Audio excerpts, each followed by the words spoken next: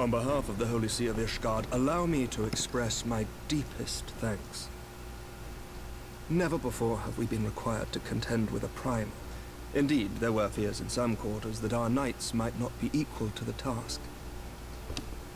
From what we have now learned of these beings, I can say with certainty that we would have lost a great many men had the Scions not intervened.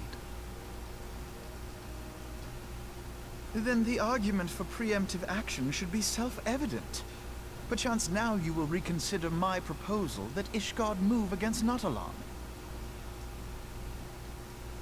Ere we first met, a similar proposal was tabled, but the Holy See decreed that we were to observe, and that military action should be taken only in self-defense. All things considered, it was not an unreasonable decision. Since the calamity, 2 vigils have fallen to the Horde, while Garuda has never shown any inclination to storm the gates of judgment.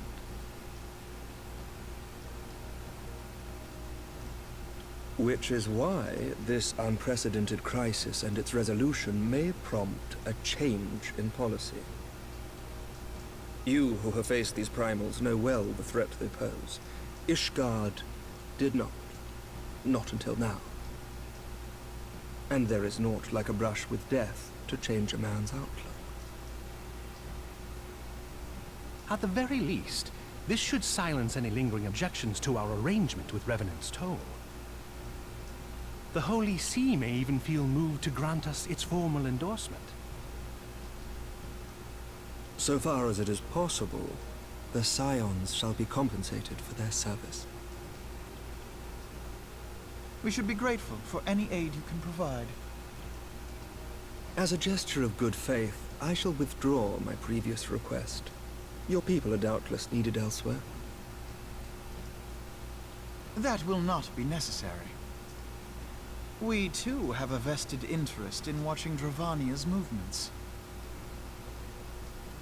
I see. Once more, I must thank you.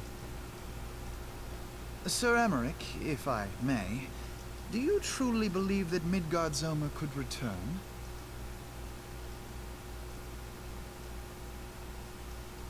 The heavens are a window unto truth, but those who interpret their movements are not infallible.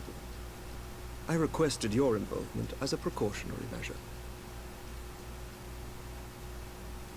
But of course, you sought an excuse to compensate us from the first, mindful of what would happen if Revenant's Toll were taken by your enemies. Ishgard is not wont to aid its neighbors, but that does not preclude it from manipulating them to serve its own interests. Choose your next words carefully.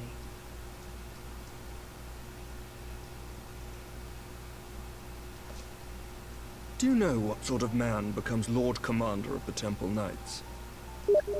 One who comes from good stock. I did not.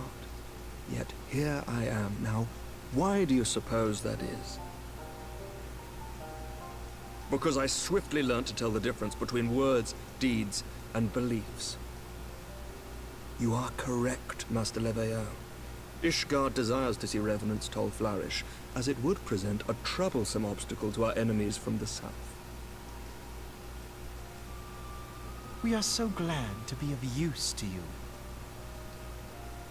As we are to you. Ours is a mutually beneficial arrangement, lest we forget, one born of necessity. The dragons grow more restless by the day, and the heretics harry us nigh without cease.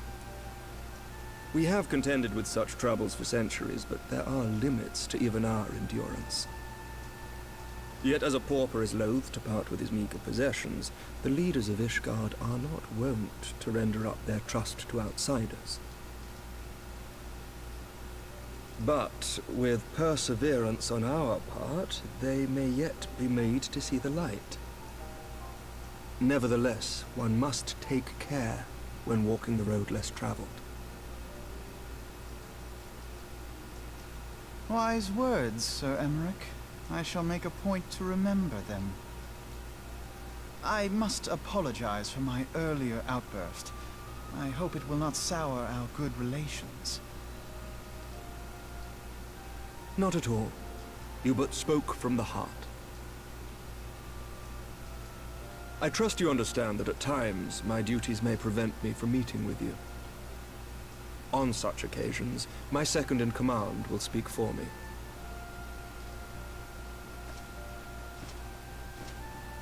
Lucia, at your service. Pray excuse our reticence. We are but wary of speaking too freely, lest our sentiments be made known to our enemies. Know that the Lord Commander and I are of one mind, for the sake of Ishgard and of ARR.